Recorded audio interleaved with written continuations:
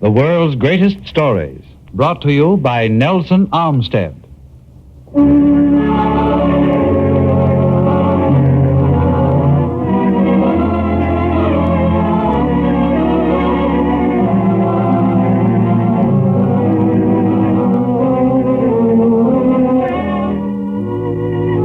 Millions of stories have been written and told since the beginning of man, but some of them, by virtue of their intense dramatic power, will live forever. These are the stories which Nelson Armstead brings you in this thrilling new series of great story dramas. Tonight, a story from the pen of Émile Zola, entitled The Death of Olivier Becaille.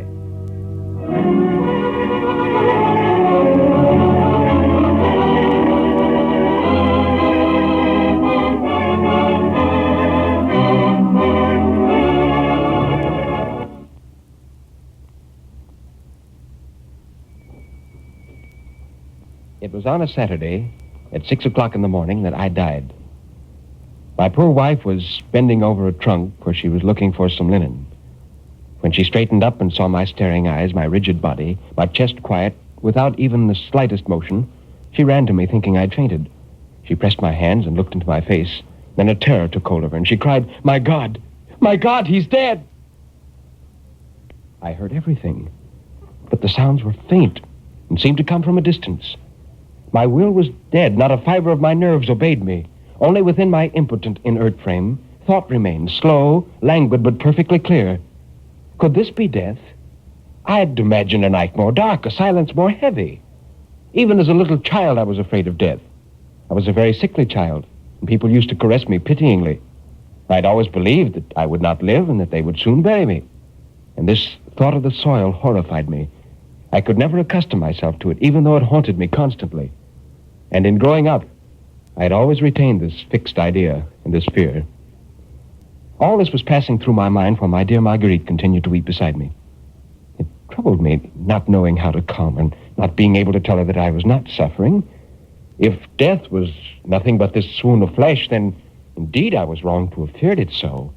It was actually a feeling of well-being, a great repose in which worry and trouble were left behind. Poor Marguerite. She loved me dutifully, I suppose. She'd not loved me when we were married, but she wanted to get away from her home, and so we were married. And when she grew accustomed to the idea of being my wife, she did not seem so much displeased. I found her as wonderful a woman as a man could want. Poor Marguerite. We had just arrived in Paris the day before. I was to start in a new position, a new career. Now she was alone, with no one in Paris. She kissed my hands and cried out repeatedly, Olivier, answer me. Answer me. Oh, he's dead. Death, then, was not nothingness, for I heard and I reasoned. But I could not possibly be dead. I would surely wake up soon. Yes, presently I would lean over and take Marguerite in my arms. Presently, when she came to me again, I would murmur very low so as not to frighten her while I kissed her cheek, I'm only sleeping, my dearest. Don't you see that I'm alive and that I love you? The next moment I heard a voice which I recognized. It was that of an old lady, Madame Gabin, who lived in the same floor. I felt her approaching. She looked at me, touched me, and then murmured gently, my poor child, my poor child. Madame Gabin took possession of the situation and quieted Marguerite as much as she could.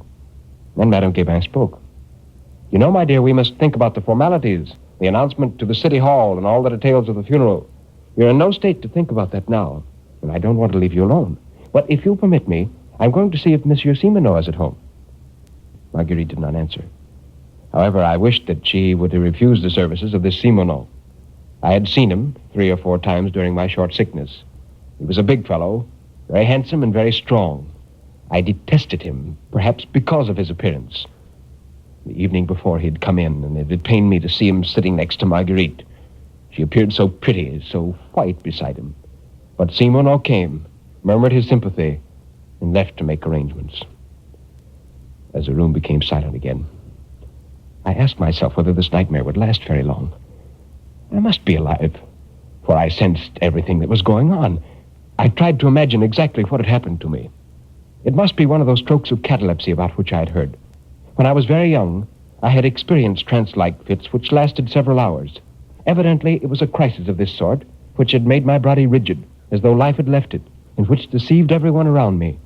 But my heart would begin beating again. Blood would course through my veins once more. I would awaken, and I would console Marguerite.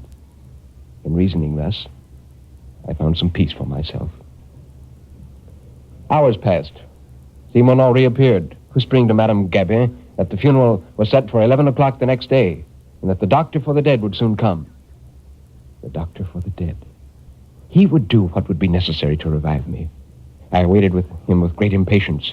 He came that night, not even excusing himself for being so late. He lost no time. I gathered that he was tired, impatient, and in a hurry. Did he touch my hand? Did he listen for my heartbeat? I don't know. But it seemed to me that he looked at me with a great indifference. A moment later, he was gone. It was my life that had gone. Cries, tears, oaths stifled me, lacerated my convulsed throat. But no sound escaped.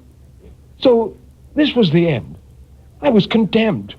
My last hope disappeared with this man. If I did not awaken before 11 o'clock the next day, I would be buried alive. This thought was so horrible that I lost consciousness of everything that surrounded me. During the next morning, I cannot tell you what agony I endured. For me, it has remained a horrible dream in which my sensations were so singular that it would be difficult for me to note them down exactly. I remember when the coffin arrived. Marguerite's sobbing became more frenzied. Madame Gabin whispered to Simoneau to take Marguerite out of the room, which she did forcibly against her cries to be left.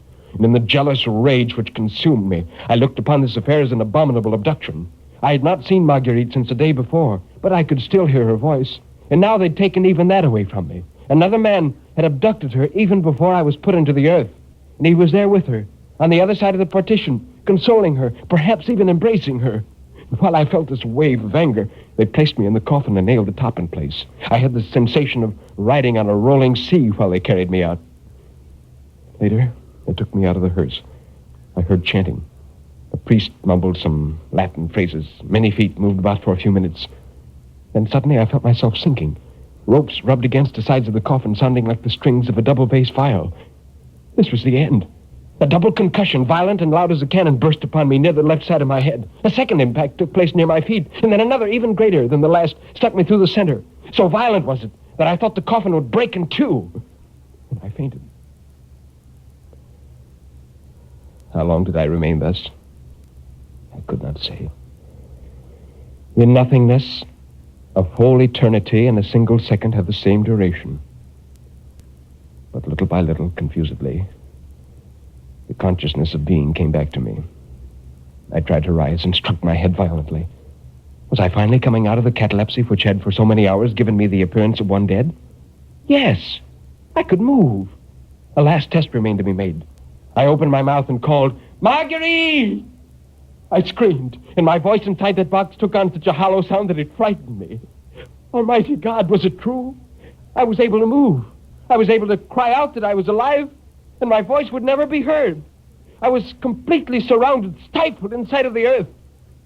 Finally, in a fit of hopeless anger, I kicked both feet out terrifically and was amazed to hear part of the wood give way. Another sturdy kick, and my feet shot out into open space. It was a recently dug grave, just a small partition of the earth to dig through in order to roll into it. God be praised. I was saved.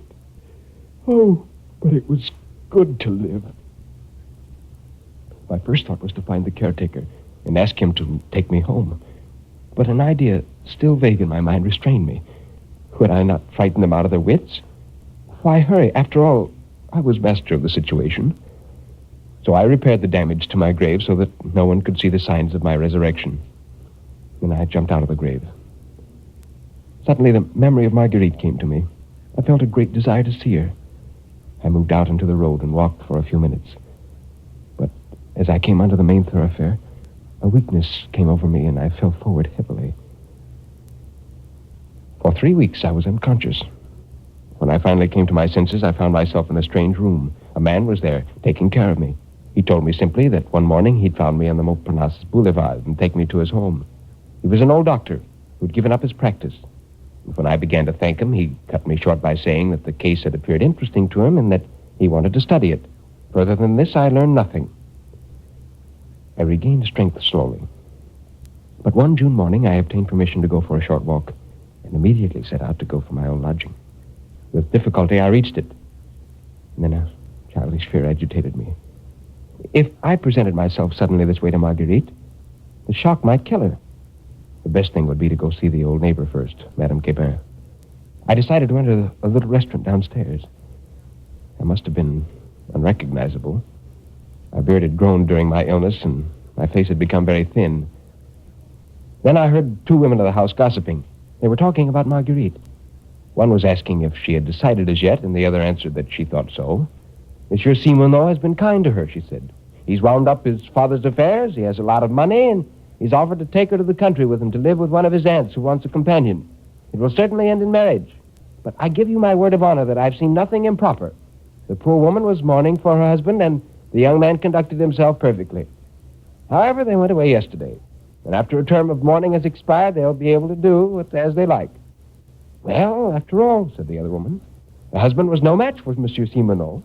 I never liked him. Always whining and not a penny. He was no husband for a woman with blood in her veins. When I again found myself in the street, I walked slowly and with difficulty.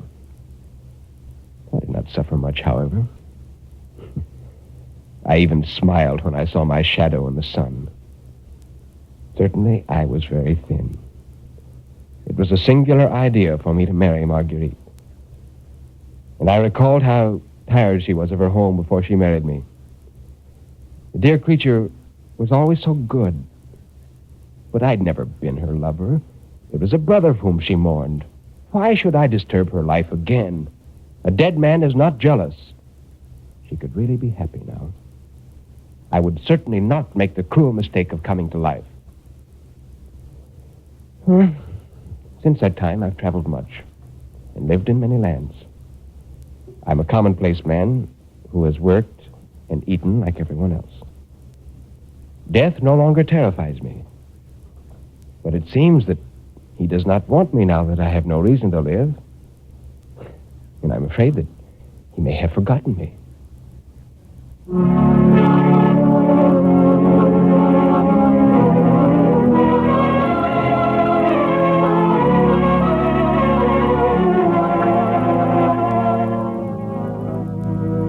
This has been the story of the death of Olivier Becaille, written by Émile Zola. And here is Nelson Olmsted again for a few closing words. Well, since man began to think, I imagine one of his greatest fears has been that he might be buried alive. Many stories have been written about such a thought, and yet this Zola tale of the death of Olivier Becaille pleases me because it not only embodies pathos, suspense, and logic, but it's brightened by a fresh twist. Now, before we close, just a word about our story tomorrow night. It's a mystery by one of America's finest 19th century storytellers, Fitzjames O'Brien.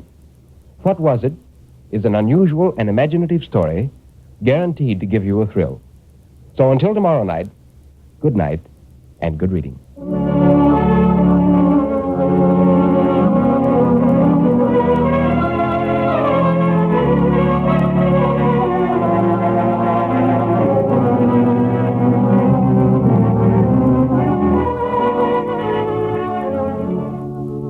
NBC presents Nelson Olmsted and his world's greatest stories 3 nights each week at the same time and over most of these same stations. Be with us tomorrow night to see if you can solve the mystery of What Was It? This program is presented from the Chicago studios of the National Broadcasting Company.